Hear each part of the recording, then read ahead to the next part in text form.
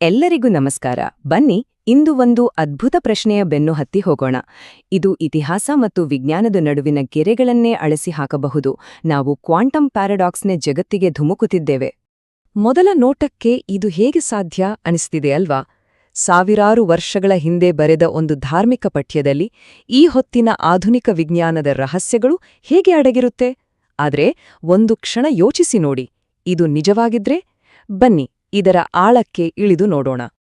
ನಾವು ಮಾತನಾಡುತ್ತಿರುವುದು ಬೇರೆ ಯಾವುದರ ಬಗ್ಗೆನೂ ಅಲ್ಲ, ಮಹಾಭಾರತದಲ್ಲಿ ಬರುವ ಪ್ರಸಿದ್ಧ ವಿಷ್ಣು ಸಹಸ್ರನಾಮದ ಬಗ್ಗೆ. ಸಾಮಾನ್ಯವಾಗಿ ಇದನ್ನ ಭಕ್ತಿ ಸ್ತೋತ್ರ ಅಂತ ಹೇಳ್ತಾರೆ. ಆದ್ರೆ ಇದು ಕೇವಲ ಸ್ತೋತ್ರ ಅಲ್ಲ, ಅದಕ್ಕಿಂತ ಹೆಚ್ಚಾಗಿ ಒಂದು ಗುಪ್ತ ಸಂಕೇತ ಭಾಷೆ ಆಗಿದ್ರೆ? ಹಾಗೆ ಇದೇನೋ ಮೊದಲ ಉದಾಹರಣೆಯಲ್ಲ.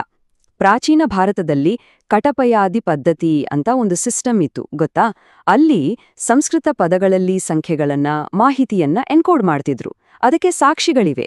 ಹಾಗಾದ್ರೆ ವಿಷ್ಣು ಸಹಸ್ರನಾಮದಂತಹ ಪ್ರಮುಖ ಪಠ್ಯದಲ್ಲಿ ಯಾಕೆ ಈ ವಿಧಾನ ಬಳಸಬಾರ್ದು ಅಲ್ವಾ? ಮೂಲ ಸಾಮಗ್ರಿಯಲ್ಲಿ ಒಂದು ಪ್ರಮುಖ ಹೇಳಿಕೆ ಇದೆ. ಅದು ನಮ್ಮ ಜ್ಞಾನದ ಇತಿಹಾಸವನ್ನೇ ಪ್ರಶ್ನಿಸುತ್ತದೆ. ಅಂದರೆ ಪ್ರಾಚೀನ ಋಷಿಗಳು ನಾವು ಈ ಶತಮಾನದಲ್ಲಿ ಕಂಡುಹಿಡಿದ ಸತ್ಯಗಳನ್ನ ಆಗಲೇ ಅರಿತುಕೊಂಡಿದ್ರಾ? ಇದು ಆ ಸಾಧ್ಯತೆಯನ್ನ ನಮ್ಮ ಮುಂದೆ ಇಡುತ್ತೆ. ಸರಿ, ಹಾಗಾದ್ರೆ ಈ ವಾದಕ್ಕೆ ಪುರಾವೆಗಳೇನು? ಬನ್ನಿ ಕೆಲವು ನಿರ್ದಿಷ್ಟ ಉದಾಹರಣೆಗಳನ್ನ ನೋಡೋಣ. ಈ ಪಠ್ಯದೊಳಗಡಗಿರುವ ಪರಮಾಣು ಪ್ರಪಂಚದ ನಕ್ಷೆಯನ್ನ ಇದು ಹೇಗೆ ಬಿಚ್ಚಿಡುತ್ತೆ ಅಂತ ಗಮನಿಸೋಣ. ಇಲ್ಲಿ ನೋಡಿ, ಇದು ತುಂಬಾ ಇಂಟ್ರೆಸ್ಟಿಂಗ್. ಇಲ್ಲಿರುವ ಸಂಬಂಧ ಹೇಗಿದೆ ಅಂದ್ರೆ, ಅಣುಹ ಅಂದ್ರೆ ಆಟಮ್ ಸರಿಯಾಗಿ ಮ್ಯಾಚ್ ಆಗತ್ತೆ. ಸೂಕ್ಷ್ಮಃ ಅಂದ್ರೆ ಸಟಲ್ ಅಂದ್ರೆ ಸಬ್ ಅಟಾಮಿಕ್ ಪಾರ್ಟಿಕಲ್ಸ್ ಪರ್ಫೆಕ್ಟ್. ಮತ್ತೆ ಕೃತಾಕೃತಃ ಇದ್ರ ಅರ್ಥ ಕಾರಣ ಮತ್ತು ಪರಿಣಾಮ. ಇದು ಕ್ವಾಂಟಮ್ ಫಿಸಿಕ್ಸ್ನ ವೇವ್ ಪಾರ್ಟಿಕಲ್ ಡ್ಯುಯಾಲಿಟಿಗೆ ಸರಿಯಾಗಿ ಹೊಂದುತ್ತೆ. ಅಂದ್ರೆ ಒಂದು ಕಣವನ್ನ ನಾವು ಗಮನಿಸಿದಾಗ ಮಾತ್ರ ಅದು ಒಂದು ನಿರ್ದಿಷ್ಟ ರೂಪ ಪಡ್ಕೊಡುತ್ತೆ. ವಾವ್, ಅದ್ಭುತವಾಗಿದೆ ಅಲ್ವಾ? ಸರಿ, ಈಗ ಇನ್ನೂ ಸ್ವಲ್ಪ ಆಳಕ್ಕೆ ಇಳೋಣ. ಈಗ ನಾವು ಈ ಅನ್ವೇಷಣೆಯ ಹೃದಯ ಭಾಗಕ್ಕೆ ಬಂದಿದ್ದೇವೆ. ಇನ್ನೊಂದು ಸುಳಿವು. ಅದು ತುಂಬಾ ಅಮೂರ್ತವಾಗಿದೆ, ಆದ್ರೆ ಇದು ಗುಪ್ತ ವಿಜ್ಞಾನದ ವಾದವನ್ನ ಇನ್ನೂ ಗಟ್ಟಿ ಮಾಡುತ್ತೆ. ವಿಷ್ಣುವಿನ ಹೆಸರುಗಳಲ್ಲಿ ಒಂದು ಅಮೇಯಾತ್ಮ. ಇದರ ಸರಿಯಾದ ಅರ್ಥ ಅಳೆಯಲಾಗದ್ದು.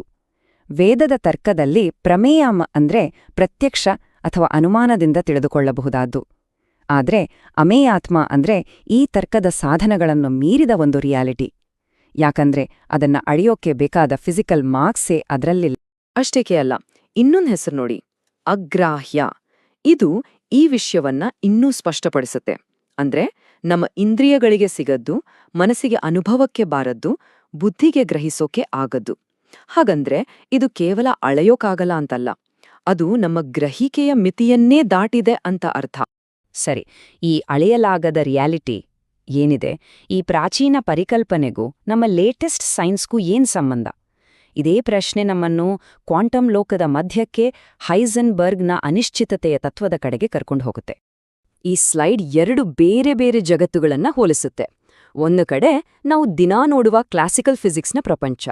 ಇಲ್ಲಿ ಎಲ್ಲವೂ ಸ್ಥಿರ, ಅಳೆಯಬಹುದಾದದ್ದು ಮತ್ತೆ ಪ್ರಿಡಿಕ್ಟ್ ಮಾಡಬಹುದಾದದ್ದು. ಮತ್ತೊಂದು ಕಡೆ ಕ್ವಾಂಟಮ್ ಪ್ರಪಂಚ.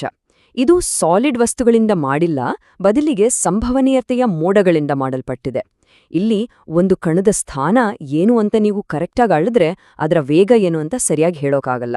ಇದೇ ಅನಿಶ್ಚಿತತೆಯ ತತ್ವ. ಇದು ಅಮಿಯಾತ್ಮ ವಾಸ್ತವಕ್ಕೆ ತುಂಬಾ ಹತ್ರವಾಗಿದೆ ಅಲ್ವಾ? ಇದನ್ನ ತಿಳಿದುಕೊಳ್ಳೋಕೆ ಒಂದು ಸಿಂಪಲ್ ಉದಾಹರಣೆ ಇದೆ. ಒಂದು ಫ್ಯಾನು ಬೆಳಕಿನ ವೇಗದಲ್ಲಿ ತಿರುಗುತ್ತಿದೆ ಅಂತ ಅಂದ್ಕೊಳ್ಳಿ. ನೇರವಾಗಿ ಅದರ ಬ್ಲೇಡ್ಗಳು ಎಲ್ಲಿವೆ ಅಂತ ಹೇಳಕ್ಕಾಗತ್ತಾ? ಇಲ್ಲ. ಕಾಣಿಸೋದು ಕೇವಲ ಒಂದು ಮಸುಕು, ಒಂದು ಸಂಭವನೀಯತೆಯ ಮೋಢ ಥರ. ಕ್ವಾಂಟಮ್ ಕಣ ಇರುವುದು ಹೀಗೆ.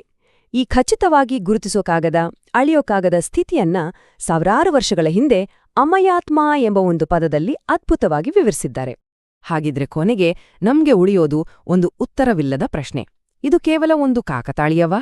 ಅಥವಾ ವೇದವ್ಯಾಸರು ಕೇವಲ ಕವಿಯಾಗಿರ್ಲಿಲ್ಲ, ಅವರು ಪ್ರಜ್ಞೆಯ ತಂತ್ರಜ್ಞಾನವನ್ನ ಬಳಸಿ ನಾವೀಗ $1 ಬಿಲಿಯನ್ ಉಪಕರಣಗಳಿಂದ ಸಾಬೀತುಪಡಿಸುವ ಸತ್ಯಗಳನ್ನ ಆಗಲೇ ಕಂಡುಕೊಂಡಿದ್ರಾ? ಈ ಪ್ರಶ್ನೆ ಈ ಪ್ರಾಚೀನ ಪಠ್ಯವನ್ನು ಇಂದು ಇನ್ನಷ್ಟು ಪ್ರಸ್ತುತವಾಗಿಸುತ್ತೆ. ಈ ಬಗ್ಗೆ ಏನನ್ಸುತ್ತೆ?